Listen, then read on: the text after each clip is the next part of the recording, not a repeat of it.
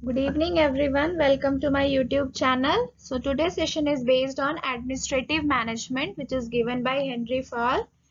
And so let me introduce first. I'm Megha Sharma, TOEIC qualified in Industrial Relation and Labor Welfare. If you are preparing for Code 55, Code 17 for UGC NET exam, and any other EPFO or PSU or HR related exams, then you can subscribe my channel for further notification and join Telegram group to remain updated. So start with the basics of Henry. So Henry Fayol was a French industrialist and a prominent European management theorist. Actually, he started his career as a general junior engineer in a coal mine company in France. And mainly, he is known as a father of management because he developed a general theory of management and also laid down the 14 principles of management. So he was not only saved a large coal and the steel company from the bankruptcy but also led to the crowning success because जो company थी उसमें उन्होंने एक बहुत अच्छा मतलब जो principles जो बनाए थे वो उसको यूटिलाइज वहाँ पे किया उसको यूज किया और उसकी वजह से जो कंपनी है वो बहुत सक्सेस हुई तो एक्चुअली उन्होंने एक बुक लिखी थी 1916 में एडमिनिस्ट्रेशन इंडस्ट्रियली एट जनरेले करके जो कि उसमें अपना शेयर किया था उन्होंने एक्सपीरियंस कि किस तरह से कंपनी को मैनेज किया जाता है वर्कफोर्स को किस तरह से मैनेज किया जाता है तो वो जो बुक थी वो फिर इंग्लिश में ट्रांसलेट हुई जो अमेरिकन मैनेजर्स थे और स्कॉलर्स जो थे उनको इम्पोर्टेंस तब देना स्टार्ट किए जब वो बुक जो है वो इंग्लिश में ट्रांसलेट हुई जनरल एंड इंडस्ट्रियल मैनेजमेंट के नाम से 1949 में क्योंकि बुक जो थी वो तो 1916 में ही आई थी तो उस समय क्योंकि वो उस समय दूसरे लैंग्वेज में थी तो इस वजह से उतनी सक्सेस उनको मिली नहीं थी लोग उनको उतना नहीं जानते थे but after the translation in English ये जो 14 प्रिंसिपल्स ऑफ मैनेजमेंट है ये हेल्प किया कि किस तरह से एडमिनिस्ट्रेशन को मैनेज किया जा सकता है किस तरह से हम इंडस्ट्रियल एक्टिविटीज को जो मैनेजर्स हैं जो फंक्शन करते हैं किस तरह से फ्योल ने जो उनको ऑब्जर्व किया मैनेजमेंट में तो ये सारी चीजें हम नेक्स्ट में पढ़ेंगे उनकी आइडियाज क्या थे एडमिनिस्ट्रेटिव मैनेजमेंट थ्योरी का ये सारी चीजें one by one so going towards next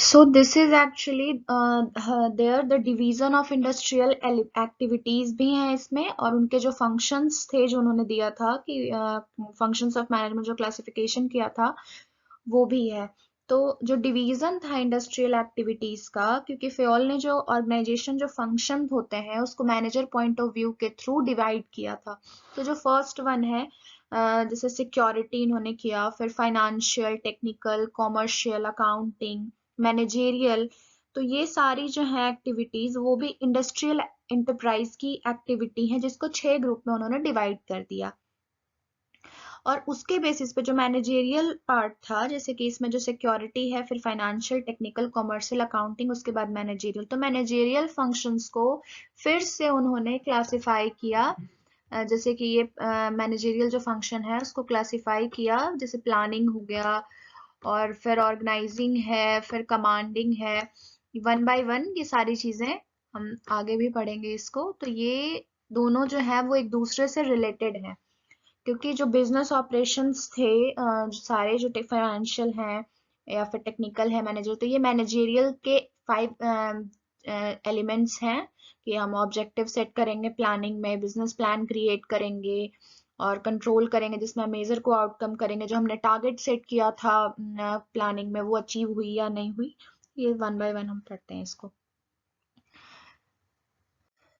फिर ये डिवीजन ऑफ इंडस्ट्रियल एक्टिविटीज जैसे कि जो प्रीवियस स्लाइड था उसमें ये सारी चीजें थी तो जो फर्स्ट है वो टेक्निकल है टेक्निकल में जो प्रोड्यूस कर रहे हैं हम या मैन्युफैक्चर कर रहे हैं प्रोडक्ट मतलब ये रिलेटेड टू प्रोडक्शन के अकॉर्डिंग मतलब आ जाएगा जो टेक्निकल पार्ट है नेक्स्ट हमारा है कमर्शियल वो बाइंग हो गया सेलिंग हो गया एक्सचेंज हो गया प्रोडक्ट का तो ये सारी चीजें कमर्शियल में आ जाएंगी फाइनेंशियल है search for optimal use of capital हो गया किस तरह से हम कैपिटल को सर्च करेंगे कहाँ से आएगी कैपिटल ऑर्गेनाइजेशन में उसका किस तरह से कितनी अच्छी तरीके से उसका ऑप्टिमम यूटिलाइजेशन होगा इंडस्ट्री में नेक्स्ट है security protecting employee and property तो हम प्रोटेक्शन करेंगे हमारी प्रॉपर्टी का, जो ऑर्गेनाइजेशन की जो प्रॉपर्टी है, जो एम्प्लॉयज हैं उसको किस तरह से आप रिटेन कर रहे हैं, किस तरह से उनको सिक्योरिटी प्रोवाइड कर रहे हैं एम्प्लॉयज को, तो ये सारी आ जाएंगी सिक्योरिटी के अंदर। नेक्स्ट है अकाउंटिंग। अकाउंटिंग में जैसे आप वेरियस जो स्टेटमेंट्स बनते हैं उनका हम प्रिपरेशन करेंगे, अकाउंट्स, रिटर्न्स, ये सारी चीजें, जितने भी स्टैटिस्टिक्स जो है ऑर्गेनाइजेशन की, कितनी प्रॉफिट हो रही है, जो भी प्रोडक्ट्स है वो कितना जा रहा है, मतलब बैलेंस शीट को मेंटेन करना, ये हमारी आ जाएगी अकाउंटिंग में। और फिर है लास्ट जो है वो मैनेजेरियल है, जैसे प्लानिंग, ऑर्गेनाइजिंग, कमांडिंग, कोऑर्डिनेटिंग और कंट्रोलिंग। इसको हम फर्दर भी पढ़ेंगे फंक्शंस ऑफ मैनेजमेंट में, जो मैनेजेरियल फंक्शन को ही नेक्स्ट जो है वो एलोबोरेट करेंगे। ये सारी हो गई हमारी डिवीजन इंडस्ट्रियल एक्टिविटीज की। नेक्स्ट है quality of an effective manager. कोई भी मैनेजर के अंदर जो है क्या क्वालिटी होनी चाहिए जिससे कि ऑर्गेनाइजेशन जो है वो स्मूथली रन कर सके। तो फ्योल जो थे वो पहले मतलब फर्स्ट पर्सन थे जिन्होंने रिकॉग्नाइज किया कि कोई भी मैनेजर के पास डिफरेंट डिफरेंट क्वालिटीज होनी चाहिए। कोई भी एक मैनेजर ऐसा नहीं होना चाहिए कि बस मैनेजर है तो उसके पास सिर्फ एक क्वालिटी है। तो ये भी नहीं कह रही हूँ मैं कि ये सारी क्वालिटीज होनी चाहिए, बट हाँ कुछ फर्दर क्वालिटीज होनी चाहिए जिससे कि ऑर्गेनाइजेशन को वो अच्छे से रन कर सके। तो अकॉर्डिंग टू हिम जैसे फिजिकल होने चाहिए, फिजिकल का मतलब है कि हेल्थ अच्छी होनी चाहिए, जिस तरह से एड्रेस करने का एक तरीका होता है वो अच्छा होना चाहिए। मेंटल क्या है कि जजमेंट जो हम लेते हैं, हम जो डिसीजन लेते हैं वो बहुत अच्छे से, उसके पास अंडरस्टैंडिंग अच्छी होनी चाहिए, अडेप्टेबिलिटी होनी चाहिए क्योंकि आप डिफरेंट डिफरेंट सिचुएशंस के साथ काम कर रहे हो।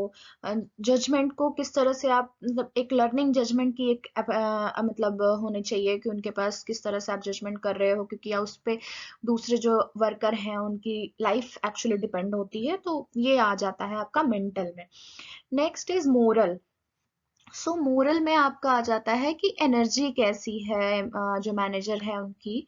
तो ये जो उनकी विलिंगनेस कैसी है रिस्पॉन्सिबिलिटी को एक्सेप्ट करने की, क्योंकि कुछ कुछ होते हैं उनके पास है कि उनको अडॉप्ट करना है सिचुएशन को, उनकी रिस्पॉन्सिबिलिटी है, बट वो चीज़ मानते नहीं है कि नहीं मेरे पास कोई रिस्पॉन्सिबिलिटी नहीं है, वो फ्रीली घूमते हैं। बट ऐसा नहीं होना चाहिए।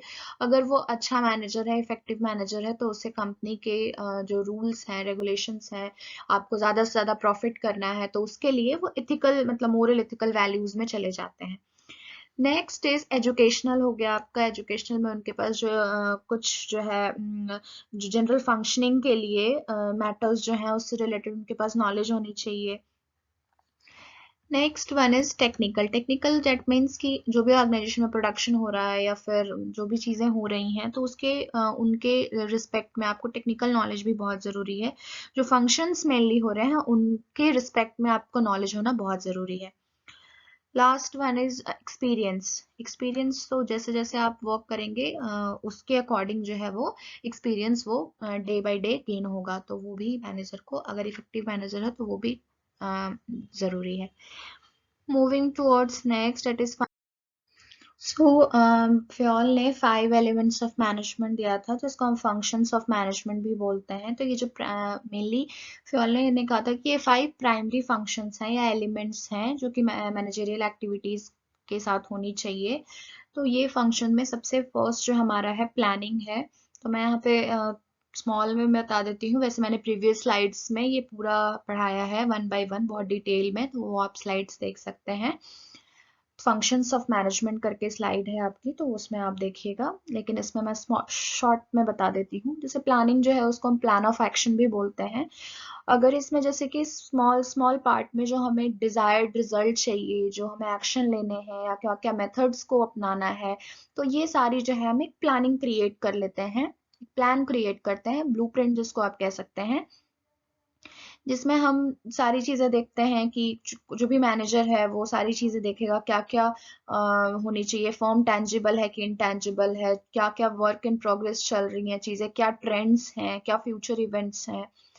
तो गुड, कोई भी जो गुड प्लान होती है उसमें मेनली यूनिटी होनी चाहिए, कंटिन्यूटी होनी चाहिए, फ्लेक्सिबिलिटी होनी चाहिए, जो कि बहुत इंपॉर्टेंट है, क्योंकि आपने फ्लेक्सिबिलिटी नहीं की, बहुत जो प्लान है वो आपने स्टैटिक बना दी, कुछ भी चेंज नहीं हो सकता। तो सिचुएशन अगर कुछ ऐसी आ जाती है, मे बी एक्सटर्नल सिचुएशन आ जाती है या इंटरनल आ जाती है, तो वो फिर आपके लिए प्रॉब्लम क्रिएट करेगा। स्पेसिफिसिटी होनी चाहिए बहुत ज्यादा प्लान्स में। जो हमारा नेक्स्ट है वो ऑर्गेनाइजिंग है। तो ऑर्गेनाइजिंग में हम क्या करते हैं, ये भी बहुत सारी चीजें जो है वो प्रोवाइड करता है। कोई भी प्लान जो हमने बनाया उसमें जो फिजिकल और ह्यूमन रिसोर्सेज हैं और उसकी एक्टिविटीज हैं उसको प्रॉपर ऑर्गेनाइज करना, को क्या नेसेसरी है उसमें करना, तो ये सारी चीजें ऑर्गेनाइजिंग में आ जाएगी। कमांडिंग में जो होता है वो मेनली आप ये कह सकते हो कि क्या हमें ऑप्टिमम रिटर्न चाहिए जो मैनेजर्स एम्प्लॉयज जो होते हैं उनसे, जो कि सबके लिए बेनिफिटेड हो, टू द होल कंसर्न जो है, होल इंटरेस्ट में हो, तो वो आ गई आपकी कमांडिंग। जैसे आप चीजें जान रहे हो, कॉम्पिटेंट पर्सनल होना चाहिए जो आपके ऑर्गेनाइजेशन में काम करता है, आप अपने पर्सनल को बहुत ही थॉरोली जान रहे हो, जो ऑर्गेनाइजेशन में ऑब्लिगेशंस हैं, जो रूल्स हैं, रेगुलेशंस हैं, उनको भी पता होना चाहिए। एक खुद को आप अच्छा एग्जाम्पल सेट कीजिए वहां पे ऑर्गेनाइजेशन में, प्रॉपर रेगुलर ऑडिट्स होना चाहिए। तो ये सारी चीजें जो है वो कमांडिंग के अंदर आ जाती हैं। नेक्स्ट जो है वो कोऑर्डिनेटिंग है। कोऑर्डिनेटिंग में आपका आ जाएगा कि आप सारी चीजों को, रिस्पॉन्सिबिलिटीज जो है वो इंश्योर कर रहे हैं कि नहीं, जो रिसोर्सेज हैं, एक्टिविटीज हैं, वो मतलब हार्मनी में है या नहीं है, जो भी आपका बिल क्योंकि जो डिजायर्ड गोल है उसको अचीव करने के लिए सारी चीजों का इंटीग्रेटेड होना बहुत जरूरी है। तो ये सारी आ जाएंगी आपकी कोऑर्डिनेशन में कि सारी चीजें कोऑर्डिनेटेड हैं कि नहीं है, अपनी रिस्पॉन्सिबिलिटी को इंश्योर करना, रिसोर्सेज को, एक्टिविटीज को इंटीग्रेट करना। लास्ट जो है हमारा फंक्शंस ऑफ मैनेजमेंट में, that is controlling. So controlling is to mainly verifying कि आपने जो प्लान किया था वो कंटिन्यूअस वर्क मतलब चल रहा है कि नहीं चल रहा है, मतलब कंफर्मिटी करना, जो आपने प्लान अडॉप्ट किया था, जो इंस्ट्रक्शंस इशू किए थे, जो प्रिंसिपल्स एस्टैब्लिश किए थे, वो सारी चीजें कंटिन्यूअस हैं कि नहीं है। So these are actually the five functions of management which are very important for the company growth. So moving towards next, that is Fowl's principles of management. Actually this is also called the 14 principles of management. तो जो हमारे Henry Fayol थे उन्होंने ये सोचा था कि कोई भी वर्किंग जो है ऑर्डर है तो उसके लिए ये सारे जो लॉज हैं, रूल्स हैं, वो बहुत जरूरी हैं। तो ये फ्लेक्सिबल, कैपेबल है, जैसी आपकी जरूरत है, कंपनी की जरूरत है, उस अकॉर्डिंग इसे यूज किया जा सकता है। लेकिन हाँ, ये भी एक इंटेलिजेंस, एक्सपीरियंस, डिसीजन और प्रपोर्शन के अकॉर्डिंग ही मतलब यूज किया जा सकता है, क्योंकि कितनी चीजें कहाँ पे करनी है वो जानना जरूरी है। तो ये जो है वो हेनरी फ्योल ने 14 प्रिंसिपल्स ऑफ मैनेजमेंट दिया था। उसमें जो हमारा फर्स्ट है that is division of work. Next is, यहाँ पे ये पेन जो है वो बहुत लाइट है। So next is authority and responsibility. So क्या अथॉरिटी है ऑर्गेनाइजेशन में पर्सन की, क्या रिस्पॉन्सिबिलिटी है, ये सारी चीजें हम नेक्स्ट वन बाय वन ये सारी डिटेल में पढ़ेंगे। नेक्स्ट इज डिसिप्लिन, एक ओबीडियंस होनी चाहिए ऑर्गेनाइजेशन में। यूनिटी ऑफ कमांड होनी चाहिए, किसको आप केटर कर रहे हो, कौन सुपीरियर है, मतलब किसको आप रिपोर्ट कर रहे हो। यूनिटी ऑफ डायरेक्शन होनी चाहिए, क्या मतलब जो हमारी एसेंशियल्स जो यूनिटी है, किस तरह से जो पूरी ग्रुप है वो किस तरह से, एक पर्सन जो प्लानिंग किया है, वन पर्सन जो कोई चार्ज में लिया हुआ है उस चीज को डिफाइन करे। Next is remuneration of personnel. So remuneration बहुत ज्यादा इंपॉर्टेंट फैक्टर है, फेयर होने चाहिए रिमनरेशन जो है ऑर्गेनाइजेशन में।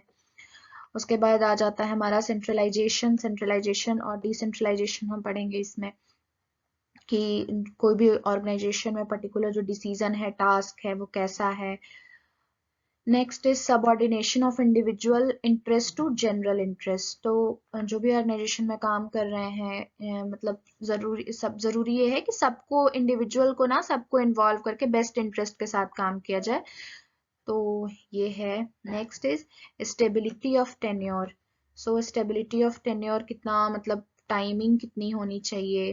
फिर है स्केलर चेन। स्केलर चेन को लाइन ऑफ अथॉरिटी भी आप कह सकते हो, मतलब जितना शॉर्ट हो इस लाइन ऑफ अथॉरिटी उतना अच्छा होता है। तो टॉप में मूव कर रहा है। तो ये सारी चीजें हम पढ़ेंगे नेक्स्ट में। ऑर्डर मटेरियल जो है आपका, कैसा आपने चूज किया है, क्या क्या प्लान्स में आपके इंक्लूडेड हैं, ऑर्गेनाइज वे में होनी चाहिए। Next is 12th is equity. So equity मतलब सेंस ऑफ इक्विटी होनी चाहिए, जैसे कमांड हम दे रहे हैं, ये यूज ऑफ इक्विटी कर रहे हैं, तो वो भी मतलब एम्प्लॉयज के साथ मतलब जो इक्वलिटी की ट्रीटमेंट होनी चाहिए सारे एम्प्लॉयज के साथ। 13 is initiative. So initiative is mainly to encourage or to develop or respect of authority, जो है वो discipline जो चीजें हैं वो सारी आ जाएंगी इसके अंदर। And the last one is spirit de corps. तो ये बहुत ही अलग टर्म है, एग्जाम्स में आ जाते हैं इससे क्वेश्चन। तो मेन जो मोटिव है वो ये है, हार्मनी होनी चाहिए union among the personal of the concern, जो ग्रेटेस्ट कंसर्न कह सकते हो आप, क्योंकि बहुत ज्यादा इंपॉर्टेंट है ये। ऐसे क्वेश्चंस भी आ चुके हैं नेट के पेपर में, तो ये बहुत इंपॉर्टेंट है क्योंकि ऑर्गेनाइजेशन में जो है ना, टीम स्पिरिट होनी बहुत जरूरी है, यूनिटी होनी बहुत जरूरी है, क्योंकि कोई भी चीज आगे जाने के लिए हार्मनी बहुत जरूरी है। तो ये हमारा आ गया 14 स्पिरिट दी कॉर्प्स। अब वन बाय वन हम सारी जो प्रिंसिपल्स ऑफ मैनेजमेंट है उसको पढ़ेंगे डिटेल में। सो फर्स्ट जो है हमारा वो प्रिंसिपल्स ऑफ मैनेजमेंट में वो डिवीजन ऑफ वर्क है। तो डिवीजन ऑफ वर्क मेनली ये हो जाएगा, जैसे कि किसी भी कंपनी में जो कोई भी एक सिंगल प्रोप्राइटर हो या फिर कोई ग्रुप ऑफ डायरेक्टर्स हो, तो वो सारे फंक्शंस को नहीं कर सकते हैं। जो भी जो फंक्शंस हैं, जैसे प्लानिंग है, ऑर्गेनाइजिंग है, डायरेक्टिंग है, कंट्रोलिंग है, तो कोई भी एक लोग जो है वो सारे काम नहीं कर सकता। तो इसमें क्या है, हम डिवाइड कर देते हैं कि ये काम ये लोग करेंगे, ये काम ये लोग करेंगे। तो जो डिवीजन ऑफ वर्क है उनका ये पहला प्रिंसिपल था, जिससे क्या होगा कि ज्यादा से ज्यादा हम प्रोड्यूस कर सकते हैं प्रोडक्ट्स को, और बेटर वर्क भी होगा और एफर्ट्स भी जो है वो सेम होंगे।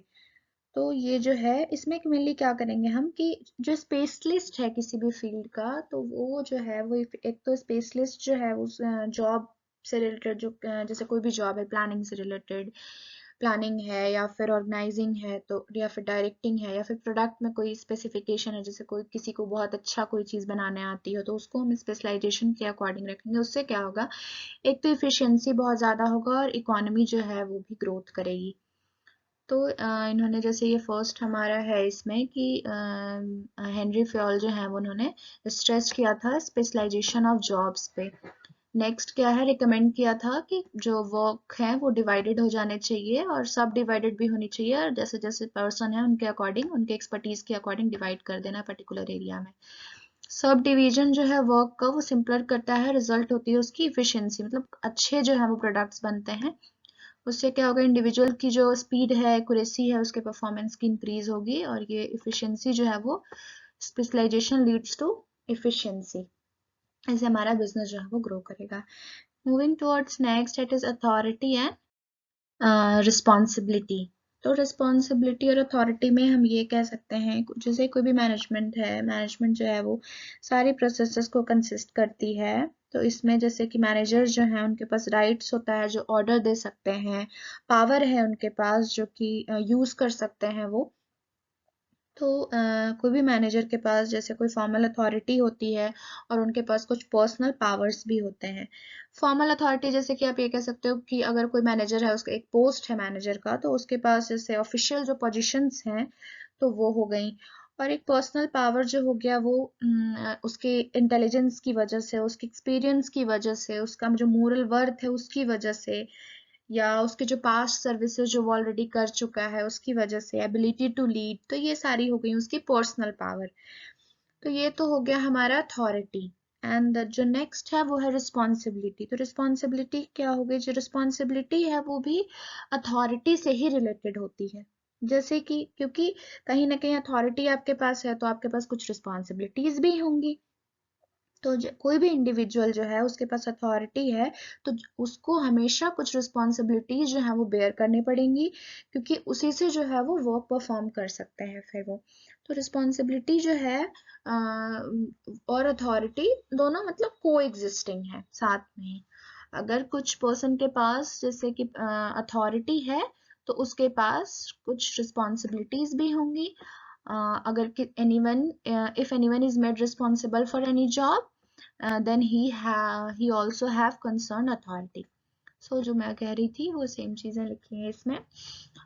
डिफाइन किया हुआ है कि अथॉरिटी क्या होती है, right of the superiors to get exactness from their subordinates, मतलब आप जो आपके अंडर जो सबऑर्डिनेट काम कर रहे हैं, क्योंकि आपके पास एक सुपीरियरिटी दी गई है सबऑर्डिनेट से ज्यादा, तो ये अथॉरिटी होगी। वही रिस्पॉन्सिबिलिटी हो गई कि कुछ ऑब्लिगेशंस हैं जो आपको परफॉर्म करने के लिए, फॉर द परफॉर्मेंस ऑफ जो भी आपको जॉब असाइन की गई है वो आपको कंप्लीट करनी है, तो वो आपकी रिस्पॉन्सिबिलिटी हो गई। तो इन दोनों के बीच में बैलेंस होनी चाहिए, अथॉरिटी और रिस्पॉन्सिबिलिटी के बीच में।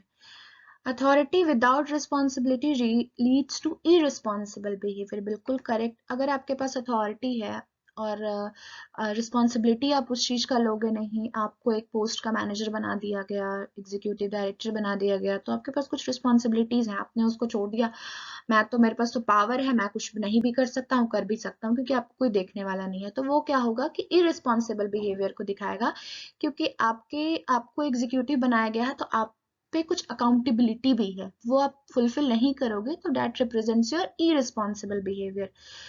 Whereas responsibility without authority makes the person ineffective. आपको रिस्पॉन्सिबिलिटी जो है वो दी गई है, आपको अथॉरिटी नहीं है उस चीज का, रिस्पॉन्सिबिलिटी विदाउट अथॉरिटी मतलब इनफेक्टिव है, वो चीज करेक्ट नहीं है। नेक्स्ट हमारा है यूनिटी ऑफ कमांड। ये बहुत इंपॉर्टेंट है क्योंकि इससे जो है वो क्वेश्चंस भी आ जाते हैं, डायरेक्टली भी क्वेश्चंस आते हैं, डायरेक्ट भी, जैसे कि उसमें आ जाता है आपका असर्शन रीजनिंग में जो क्वेश्चंस हैं नेट में बहुत ज़्यादा आती हैं अब तो, जो पेपर आ रहे हैं उसमें, तो उसमें यूनिटी ऑफ कमांड से क्वेश्चन आ जाता है। तो मेनली यूनिटी ऑफ कमांड जो है वो एक ऐसा प्रिंसिपल है जिसमें कि हर एम्प्लॉय जो है वो एक इंस्ट्रक्शन को रिसीव करता है फ्रॉम देयर मैनेजर और फ्रॉम देयर हायर अथॉरिटी, तो आपको मेनली वन सुपीरियर को जो है वो करनी है चीजें ओनली, मतलब एक टाइम पे एक बॉस होगा। जैसे इसमें जो फर्स्ट पॉइंट है वो लिखा है, a subordinate should receive orders and be accountable to one and only one boss at a time. एक टाइम पे सिर्फ आपका एक ही बॉस होगा, ओनली वन बॉस। तो ये जो है, ये नहीं है कि आपको इनको भी रिप्रेजेंट करना है, आपको उनको भी देना है कि आज मैंने ये काम किया, तो उससे क्या होगा, कंफ्यूजन क्रिएट होगा। तो एक टाइम पे एक ही बॉस है और आपको उन्हीं के दिए हुए इंस्ट्रक्शंस को फॉलो करना है, क्योंकि फ्योल ने ये कहा था कि कोई भी जो एम्प्लॉय है वो अगर एक से दूसरे को मतलब बताएगा, जैसे एक को भी बताया, दूसरे को भी बताया, तीसरे को भी बताया, तो उससे क्या होगा, वो कंफ्यूज हो जाएगा और उसमें होगा इंस्ट्रक्शंस में कंफ्लिक्ट आएंगी। एक ने कहा आज तुम्हें 5 प्रोडक्ट बनाने हैं, दूसरे ने कहा आज तुम्हें 6 प्रोडक्ट बनाने हैं, तीसरे ने कहा, वो लीनियंट सा कह दिया कोई बात नहीं भाई तो 4 ही बना दे। तो ये क्या होगा, तीनों में एक मिसअंडरस्टैंडिंग हुई, तीनों ने 3 तरह की बातें कही, आपने तीनों को रिपोर्ट करना है, तीन आपने कहा मेरे से इतना प्रोडक्ट हुआ क्योंकि ये कारण थे। इससे क्या होगा, कंफ्यूजन क्रिएट होगा और पर्सन को भी बहुत ज्यादा डिफिकल्टी होगी। तो मेनली यही है, फ्योल ने यही कहा था कि एम्प्लॉय को एक से ज्यादा सुपीरियर को नहीं करना है, एक ही लोग करेंगे, उससे होगा बेनिफिट कि एक ने इंस्ट्रक्शन दिया, रिपोर्टिंग भी उसी को होगी, तो एक क्लियरिटी रहेगी दोनों के बीच में, ठीक है। Subordinate should not receive instruction from more one than person. क्यों ये सारी चीजें नहीं, क्योंकि ये हमारी जो डिसिप्लिन को वीक करती है, लॉयलिटी जो है हमारी वो डिवाइड करती है, कंफ्यूजन क्रिएट करती है, डिलेज करती है, स्केपिंग रिस्पॉन्सिबिलिटी, ये बहुत इंपॉर्टेंट है। स्केपिंग रिस्पॉन्सिबिलिटी दैट मीन्स कि आपको एक रिस्पॉन्सिबिलिटी दी गई, ये काम करना है, आपने एक को बताया नहीं, भूल गए, स्केप कर दिया। Duplication of work, same work आप बार बार कर रहे हो, और ओवरलैपिंग ऑफ एफर्ट्स, क्योंकि 3 मैनेजर्स हैं, तीनों को एक ही चीज बतानी है, तो ये एक ही काम को क्यों करना है, क्योंकि करने वाला एक है, बताने वाले फिर 3 क्यों, तो ये चीज जो है वो नहीं होनी चाहिए। तो ये एक यूनिटी ऑफ कमांड जो है वो बहुत इंपॉर्टेंट है। नेक्स्ट जो है इसे जो हमारा लास्ट पॉइंट है, ये क्या होता है, हार्मोनियस रिलेशनशिप होता है सुपीरियर और सबऑर्डिनेट, क्योंकि एक को आप सिर्फ एक को ही आप बता रहे हो, तो दोनों के बीच में एक अच्छी रिलेशनशिप भी बिल्ड होगी। Moving towards next, that is unity of direction. तो यूनिटी ऑफ डायरेक्शन जो है वो, जैसे फ्योल ने कहा, फर्स्ट जो पॉइंट है वो ये कहा कि one head one plan, which means that there should be one plan for a group of activity having similar objective. Similar objective means कि जैसे कोई भी एक ऑर्गेनाइजेशन है, उनके एक ऑब्जेक्टिव है, तो जो पूरा ऑर्गेनाइजेशन है वो एक इंडिविजुअल जो है और ऑर्गेनाइजेशनल गोल जो है, इंडिविजुअल गोल और ऑर्गेनाइजेशनल गोल सेम होनी चाहिए, ऑन वन हैंड होनी चाहिए, डिपार्टमेंटल गोल्स भी उसी पे होनी चाहिए। मतलब ये नहीं कि एक अलग डायरेक्शन में जा रहा हो और दूसरा अलग डायरेक्शन में हो जा रहा हो, तो यूनिटी ऑफ डायरेक्शन, दोनों का डायरेक्शन जो है वो बिल्कुल सेम होना चाहिए। Related activities should be grouped together. There should be one plan of action for them and there should be under the charge of particular manager. कोई एक मैनेजर है जो सारी की एक्टिविटीज को देख रही हो। According to this principle, efforts of all the members of the organization should be directed towards common goal. मैं यही कह रही थी, सारे का जो efforts हैं, हर एक एम्प्लॉय का, हर एक मैनेजर का एक जो ऑब्जेक्टिव है उनका सेट किया हुआ वही होनी चाहिए। Without unity of direction, unity of action can not be achieved. In fact unity of command is not possible without unity of direction. बिल्कुल सही, क्योंकि जब तक यूनिटी ऑफ डायरेक्शन नहीं होगा, सब एक तरफ मूव नहीं करेंगे, सबकी जो अचीवमेंट होनी चाहिए, गोल जो होना चाहिए, वो जब तक एक नहीं होनी चाहिए, इंटीग्रेटेड नहीं होनी चाहिए, तो आप कमांड कैसे करोगे, क्या करना है आपको समझ में ही नहीं आएगा, क्योंकि यूनिटी ऑफ डायरेक्शन जो है वो बहुत नेसेसरी है। Next, equity. Equity that means equality of fair treatment. Simple words में आप कह सकते हो इसे, फेयरनेस होनी चाहिए, काइंडनेस होनी चाहिए, जस्टिस होनी चाहिए। इक्विटी का जो कॉम्बिनेशन यहाँ पे फर्स्ट पॉइंट में लिखा हुआ है कि equity means fairness, kindness and justice. Mainly जो भी ऑर्गेनाइजेशन में काम कर रहे हैं, without discrimination on the basis of age, on the basis of caste, on the basis of their sex, on the basis of their religion, relation, किसी भी basis पे उनको डिस्क्रिमिनेट नहीं करना चाहिए।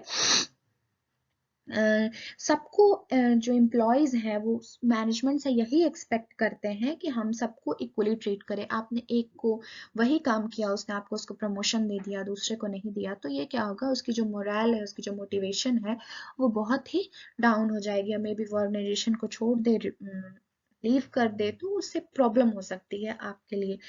और इस तरह से करना भी नहीं चाहिए, क्योंकि हमारे लॉज भी जो है वो इक्वालिटी की बात करते हैं। तो जो मैनेजर्स हैं उनको किसी भी बेसिस पे, पर्सनल लाइक्स, उसके पर्सनल डिसलाइक्स के बेसिस पे जो है वो नहीं करना चाहिए, डिस्क्रिमिनेशन नहीं करना चाहिए, क्योंकि इक्विटी जो है वो हमेशा हेल्दियर इंडस्ट्रियल रिलेशन को प्रमोट करता है मैनेजमेंट और लेबर के बीच में। और कोई भी सक्सेसफुल ऑर्गेनाइजेशन जो है, सक्सेसफुल इंटरप्राइज को करने के लिए इक्वालिटी बहुत जरूरी है।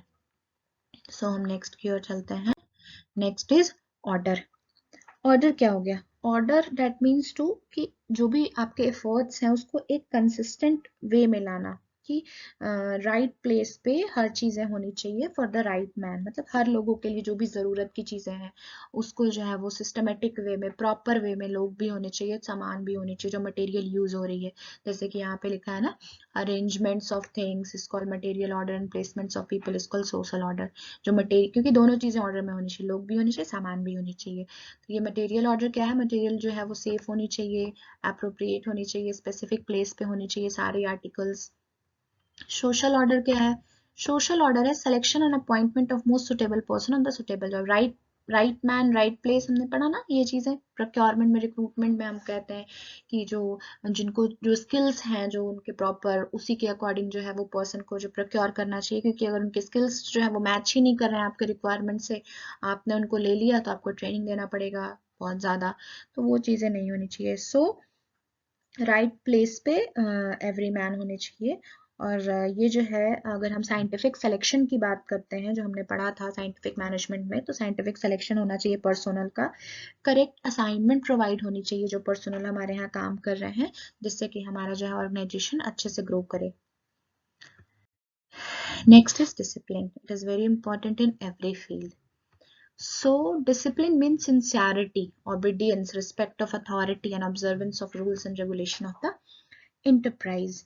So, discipline जो है वो बहुत important है, क्योंकि आप ऑर्गेनाइजेशन में कभी भी आ रहे हो तो ये नहीं चलेगा, क्योंकि जो भी लोग काम कर रहे हैं, एक टाइमिंग होनी चाहिए आने की, टाइम मैनेजमेंट जिसको हम कहते हैं, तो आने की भी एक करेक्ट टाइमिंग होनी चाहिए। सो डिसिप्लिन में, क्योंकि ये कोई भी smooth running of the enterprise के लिए बहुत ज़्यादा इंपॉर्टेंट है कि आप अपने सबऑर्डिनेट्स को, ऐसा नहीं है कि सिर्फ सुपीरियर जो है वो सबऑर्डिनेट्स को मतलब डिसिप्लिन मतलब रिस्पेक्ट करे। दोनों तरफ से रिस्पेक्ट जो होती है वो दोनों तरफ से भी होनी चाहिए, सुपीरियर भी करे और जो सबऑर्डिनेट्स हैं उनको भी करनी चाहिए।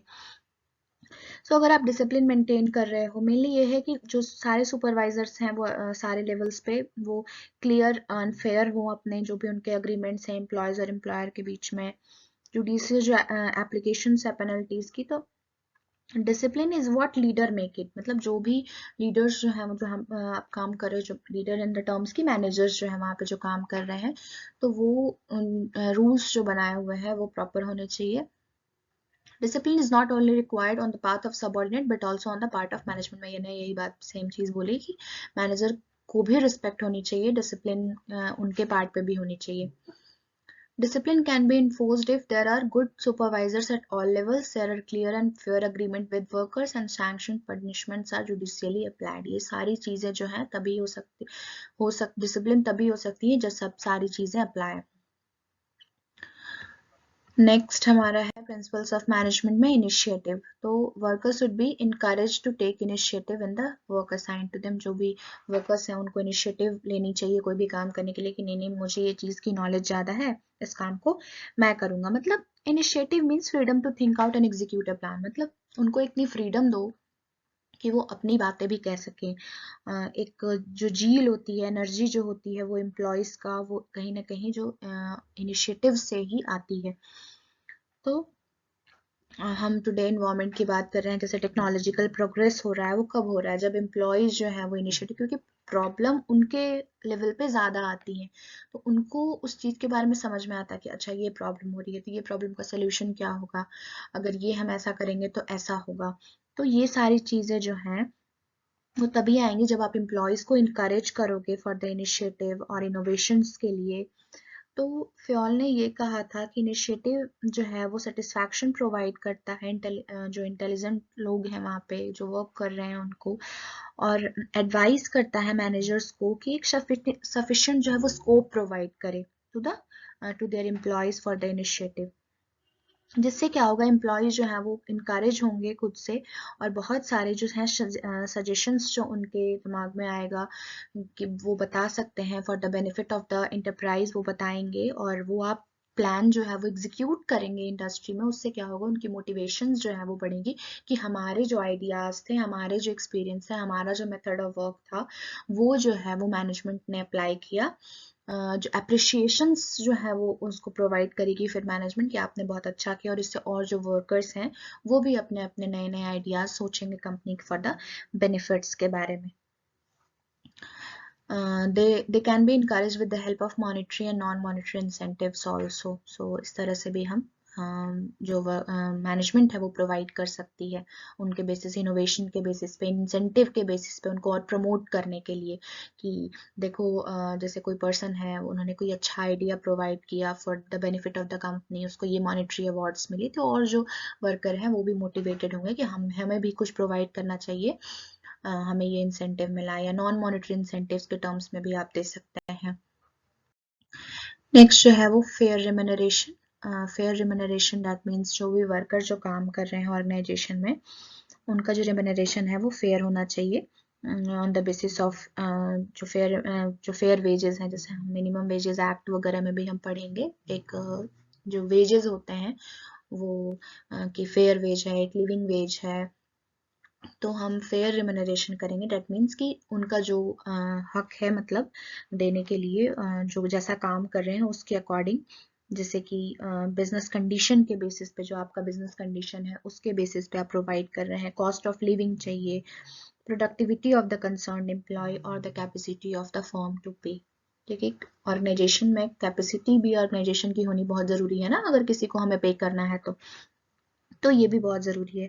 फेयर रेम्यूनरेशन जो है वो वर्कर की इफ़िशियंसी को और मोरल को बहुत ज़्यादा इंक्रीज करता है, फोस्टर करता है good relations also between worker and management, क्योंकि उनको पता है कि जो वर्कर है उनको पता है अच्छा मेरे कंपनी में इतना बेनिफिट हुआ है, इतनी प्रॉफिट्स जनरेट हो रही हैं, हमारा प्रोडक्शन जो है वो इतना ज़्यादा हो रहा है।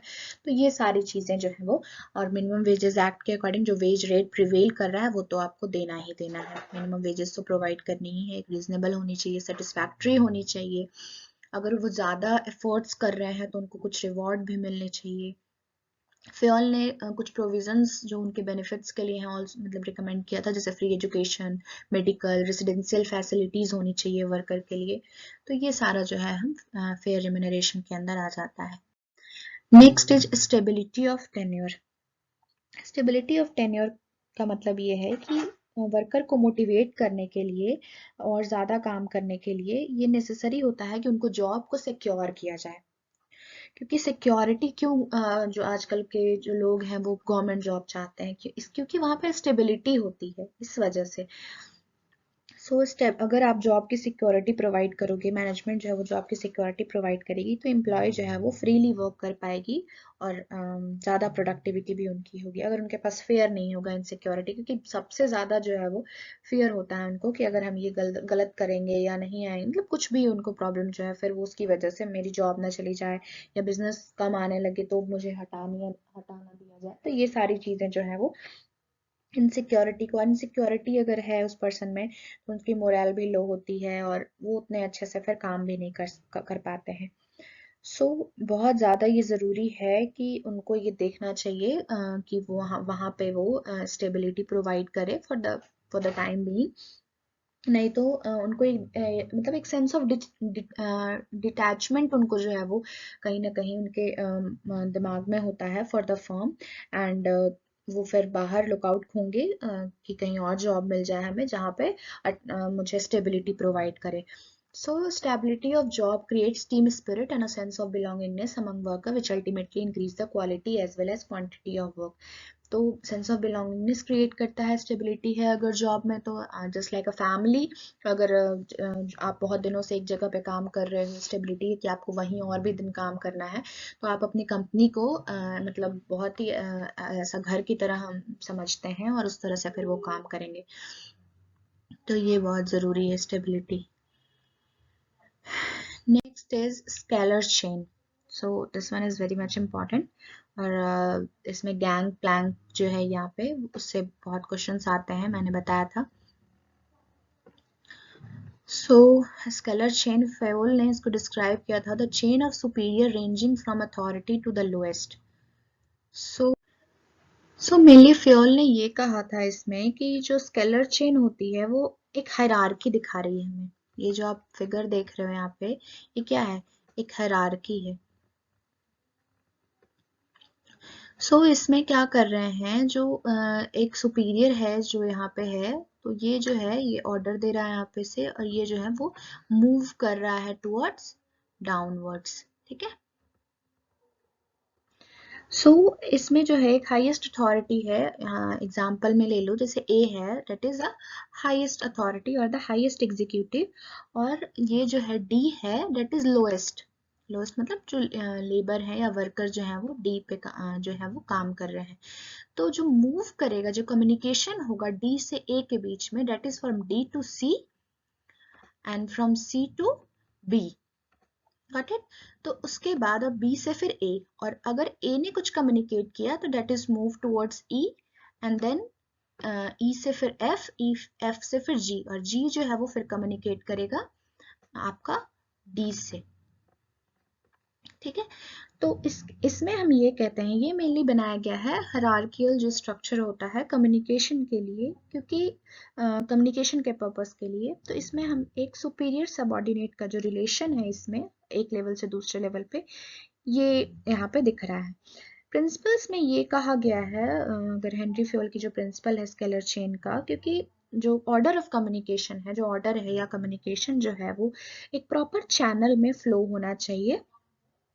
लेकिन कभी कभी क्या होता है, इन द केस ऑफ जो आपका थर्ड पॉइंट है, in the case of convenience और urgency, this path can be cut short and this short cut is known as gang Planck.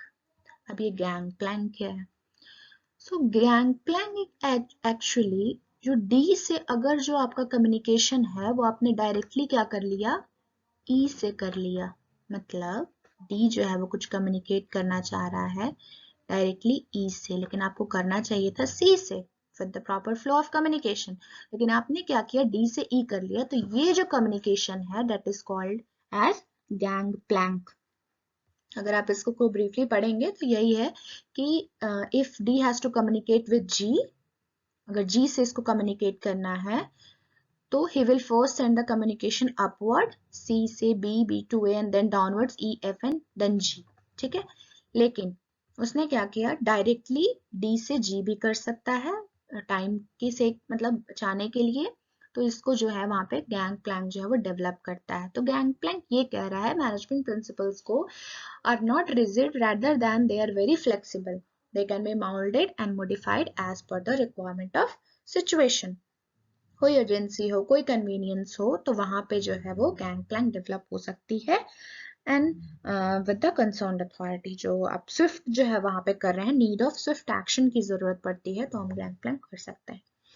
सो हम नेक्स्ट की ओर मूव करेंगे। किसी को अगर ना समझ में आया हो किसी पॉइंट पे तो हम इस पे ब्रीफली आगे भी पढ़ सकते हैं नेक्स्ट वीडियोस में। अगर किसी को प्रॉब्लम हो तो आप कमेंट सेक्शन में बिल्कुल कमेंट करें। Next is subordination of individual interest to general interest. तो इसमें बिजनेस कंसर्न में ये कहेंगे जो भी इंडिविजुअल की इंटरेस्ट है उसको सेटिस्फाई करना through more money, recognition, status, क्योंकि इंडिविजुअल की मेनली तो यही होती हैं, उनको रिकॉग्नाइज किया जाए, उनको उनके जो मनी टर्म्स में जो है उनके बेनिफिट्स की, भाई मुझे मैं इतना काम करता हूँ, मुझे इतनी सैलरी मिलनी चाहिए या इतने वेजेस मिलने चाहिए, तो उसको मैक्सिमाइज करना एक स्टेटस जो है वो कंपनी प्रोवाइड करती है। तो दिस मेनली जो है अगर हम इसकी बात करें, ये तो आपका हो गया इंडिविजुअल इंटरेस्ट। इंडिविजुअल इंटरेस्ट ये सारी चीजें जो है वो कंस्टिट्यूट करती हैं, लेकिन इसको मेनली क्या करना है आपको, क्योंकि जो जनरल इंटरेस्ट है वो तो आपका प्रॉफिट मैक्सिमाइजेशन है, जो कंपनी की जो इंटरेस्ट है वो तो प्रॉफिट मैक्सिमाइजेशन है, मोर प्रोडक्शन करना। तो यहाँ पे क्या है, दोनों के बीच में एक सबऑर्डिनेट बहुत जरूरी है। इंडिविजुअल इंटरेस्ट से हमारा जो जनरल इंटरेस्ट ये है, individual must sacrifice for bigger interest. जैसे कुछ केस में जैसे कंफ्लिक्ट हो जाती हैं तो इंडिविजुअल इंटरेस्ट को सैक्रिफाइस करना पड़ता है। So, in order to achieve this attitude, it is essential that employees should be honest and sincere, proper and regular supervision of work, reconciliation of mutual differences and classes of mutual agreement. जो भी अगर दोनों के बीच में individual interest और general interest के बीच में अगर कोई प्रॉब्लम आ रही है तो उसको रिकंसिलेशन करने की जरूरत है, जिससे क्या होगा, जो ग्रुप इंटरेस्ट है वो फोकस्ड होगा, प्रोडक्शन ज्यादा होगा और एक healthy environment, harmonious environment create होगा ऑर्गेनाइजेशन के बीच में। So moving towards next, it is spirit de corps can be achieved through unity of command.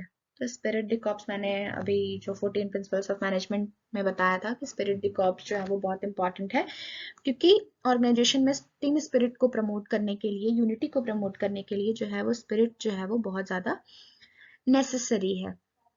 जैसे इसमें फर्स्ट पॉइंट जो है वो यही कह रहा है, harmony in the work group and the mutual understanding among the group. ये जो स्पिरिट डी कॉर्प्स है वो इंस्पायर करता है वर्कर को और ज्यादा वर्क करने के लिए, टू वर्क हार्डर। तो मेनली जो हेनरी फ्योल थे उन्होंने ये कहा था इसमें कि एक प्रॉपर जो है वो स्पिरिट डी कॉर्प्स में ये सारी चीजें होनी चाहिए, जैसे कि प्रॉपर कोऑर्डिनेशन होनी चाहिए सारे लेवल्स में। सबऑर्डिनेट जो है वो इनफॉर्मल रिलेशन के लिए भी मतलब एक सेंस ऑफ बिलोंगिंगनेस डेवलप होनी चाहिए सबऑर्डिनेट्स और वर्कर्स के बीच में। एफर्ट जो है वो इंथुजियाज्म क्रिएट होनी चाहिए वहाँ पे, सारी जो सबऑर्डिनेट्स है वो एक अच्छा सा एनवायरनमेंट क्रिएट करे जिससे जो वर्क है वो बहुत अच्छा मैक्सिमम एबिलिटी के साथ परफॉर्म हो सके। एफिशिएंट एम्प्लॉय को आप रिवॉर्ड प्रोवाइड करिए, उनको एक चांस दीजिए और अच्छा इम्प्रूव करने का। Subordinates should be made conscious of that whatever they are doing is of great importance to the business and society. That is very much necessary because जो business environment है, जो business society है, हमारे economy के लिए subordinates को पता होना चाहिए जो हम कर रहे हैं वो बहुत ज़्यादा नेसेसरी है, ऑर्गेनाइजेशन के लिए, सोसाइटी के लिए, सारी चीज़ों के लिए फ्रूटफुल होना चाहिए। सो मेनली जो स्पिरिट डे कॉर्प्स है, हम जो मिलिट्री यूनिट्स होती हैं उसमें हम बहुत देखने को मिलता है हमें, जैसे जो सोल्जर्स होते हैं वो एक टाइटली ग्रुप बनाते हैं, knit group, that they have to achieve some objective and they are very much of fiercely और you can say that loyal to each other. अगर एक को, जैसे कि बहुत सारी मूवीज जो हम देखते हैं ऑन द मिलिट्री यूनिट्स पे जो बनी होती हैं, आपने उसमें देखा होगा बहुत अच्छी कोऑर्डिनेशन होती है, बहुत ही फियर्सली काम करते हैं, एक दूसरे के प्रति बहुत ज्यादा लॉयल होते हैं। ये आपको कहीं कोई ऑर्गेनाइजेशन में इतनी लॉयल्टी आपको देखने को नहीं मिलेगी लेकिन वहाँ पे बहुत ज़्यादा होती है। और तो ये सारी चीज़ें जो हैं अप्लाई होनी चाहिए कंपनीज में भी, जिससे एक टीम वर्क, लॉयल्टी ऑर्गेनाइजेशन के प्रति, एम्प्लॉय के प्रति, कोहेशन होना जो है वो ऑर्गेनाइजेशन में बहुत ज़्यादा ज़रूरी है, जिससे कि कोई मिसअंडरस्टैंडिंग ना हो एम्प्लॉयज के बीच में। जैसे ये पॉइंट है आपका यहाँ पे, मिसअंडरस्टैंडिंग की बात की है, तो no place for misunderstanding, people them enjoy working in organisation and offer their best towards the organisation. So ये हमारा हो गया I think. So mainly centralisation जो है वो टॉप लेवल ऑफ मैनेजमेंट के पास होती है, क्योंकि सेंट्रलाइजेशन इज मेनली जो कंसर्न की जा रही है वो टॉप लेवल ऑफ मैनेजमेंट से की जा रही है। वो इसलिए की जा रही है क्योंकि जो डिसीजन मेकिंग है वो कुछ के हाथों में ही होती है, जैसे कि टॉप लेवल के पास ही होती है। जो भी इंपॉर्टेंट डिसीजंस हैं, एक्शंस हैं लोअर लेवल की, वो भी जो है वो अप्रूवल जो है वो टॉप मैनेजमेंट से होनी चाहिए। सेंट्रलाइजेशन जो एक सिस्टमेटिक, मतलब एक रिजर्वेशन है अथॉरिटी की, जो कि central point of the in the organization जो है वो होती है। जो भी रिजर्वेशन है डिसीजन मेकिंग की, वो जो है वो टॉप लेवल ऑफ ऑर्गेनाइजेशन जो है वो कंसीडर करती है। जैसे कि कोई भी एक एग्जांपल ले रही हूँ, कोई भी एक बिजनेस ऑर्गेनाइजेशन है, उसमें जो फादर और सन है वो दो ओनर हैं, तो सारे जो इम्पोर्टेंट मैटर्स होंगे वो वही लेंगे, और जो अदर फंक्शंस होंगी प्रोडक्ट से रिलेटेड, फाइनेंस से रिलेटेड, मार्केटिंग से रिलेटेड, मतलब वो सारी चीजें जो है वो डिपार्टमेंट के हेड जो है वो केटर करेंगे इंस्ट्रक्शन को, बट ऑर्डर जो होगी वो यही दोनों लेंगे। सो बट डिसेंट्रलाइजेशन जो होती है वो क्या होती है, डेलीगेशन करते हैं अथॉरिटी को at the all levels of management, सारे लोगों के पास डिस्ट्रीब्यूटेड होती है। और लेकिन जो डिसेंट्रलाइजेशन जो होती है, वो अथॉरिटी जो होती है वो टॉप मैनेजमेंट की मेजर जो डिसीजंस होती हैं या पॉलिसीज जो हम फ्रेम करते हैं, वो तो सारी जो हमारे मेजर टॉप मैनेजमेंट है उनके पास ही होती है, लेकिन रेस्ट ऑफ द अथॉरिटी जो होती है वो मिडिल लेवल और lower level of the management के पास हम डिसेंट्रलाइज कर देते हैं। दैट मीन्स कि उन पे डाल देते हैं। सो जो फोर्थ पॉइंट है इसमें, ये सारी चीजें मैंने बोल दी, थर्ड पॉइंट तक जो थी सो मैंने बता दिया, लेकिन फोर्थ पॉइंट जो ये है कि जैसे जैसे इंक्रीज करती है रोल ऑफ द सबऑर्डिनेट, तो उसको हम डिसेंट्रलाइजेशन कहते हैं। जितना रोल अब ज्यादा डालोगे सबऑर्डिनेट्स पे वो डिसेंट्रलाइज हो जाएगा, और जितना कम डालोगे, डिक्रीज करोगे, वो सेंट्रलाइज होगा, क्योंकि power, authority, decision making power, सारी चीजें आपके पास होंगी, टॉप मैनेजमेंट के पास होंगी। तो फ्योल ने ये बोला था कि दोनों के बीच में, सेंट्रलाइजेशन और डिसेंट्रलाइजेशन के बीच में एक चीज है, आप ये नहीं कह सकते हो कि कोई एक चीज हो या फिर यही चीज सही है, बिल्कुल करेक्ट है, डिसेंट्रलाइज्ड ही होनी चाहिए या डिसेंट्रलाइज्ड ही होनी चाहिए। दोनों के बीच में एक बैलेंस होनी चाहिए, जो कि जिससे क्या हो, बेनिफिट मेनली ये होनी चाहिए ऑर्गेनाइजेशन की, कि हम ऑप्टिमम यूटिलाइजेशन कर सके सारी जो फैकल्टीज हैं या पर्सोनल जो है हमारे ऑर्गेनाइजेशन में, उनकी हम एक ऑप्टिमम यूटिलाइजेशन कर सकते हैं। क्योंकि ये सारी जो है वो बेसिस होती हैं कि सर्कमस्टांसेस कैसे हैं आपके, साइज क्या है अंडरटेकिंग का, टाइप ऑफ एक्टिविटीज के बेसिस पे, नेचर ऑफ ऑर्गेनाइजेशनल स्ट्रक्चर के बेसिस पे, थर्ड पॉइंट में जैसे लिखी हैं और भी सारी चीजें, जैसे एक्सपीरियंस के बेसिस पे, experience of superior, dependability and ability of subordinate, जो है इन सारी चीजों के बेसिस पे सेंट्रलाइजेशन और डिसेंट्रलाइजेशन जो है वो डिपेंड करती है। तो इन दोनों के बीच में फ्योल ने क्या था, एब्सोल्यूट सेंट्रलाइजेशन और डिसेंट्रलाइजेशन जो है वो फिजिबल नहीं है। सो दे हैव टू बी, मतलब ऑर्गेनाइजेशन को एक बैलेंस बना के दोनों के बीच में रखना चाहिए। सो हमारा प्रिंसिपल्स ऑफ मैनेजमेंट जो है वो कंप्लीट हो चुका है, 14 प्रिंसिपल्स ऑफ मैनेजमेंट। और जो भी फ्योल ने मैनेजमेंट के रिस्पेक्ट में दिया था क्लासिकल एडमिनिस्ट्रेशन स्कूल में, हमने ये सारी चीज़ें जो है वो पढ़ा, एडमिनिस्ट्रेटिव मैनेजमेंट का फंक्शन और administrative management which is given by Fayol. So next जो है हम ब्रीफ करेंगे फ्योल और टेलर का, एक डिफरेंस बना दूंगी मैं, एक टेलर ने क्या कहा था और फ्योल ने कहा था, क्योंकि दोनों के बीच में कुछ चीज़ों का जो है वो डिफरेंस है। सो वो एक स्मॉल सा बना दूंगी। तो अगर आपको इसमें कोई भी प्रॉब्लम रहा हो, आप फिर कमेंट सेक्शन में या ईमेल कर सकते हैं, टेलीग्राम पे भी बता सकते हैं अगर कोई भी प्रॉब्लम हो तो। और thank you for this session. Give me feedback and subscribe my channel.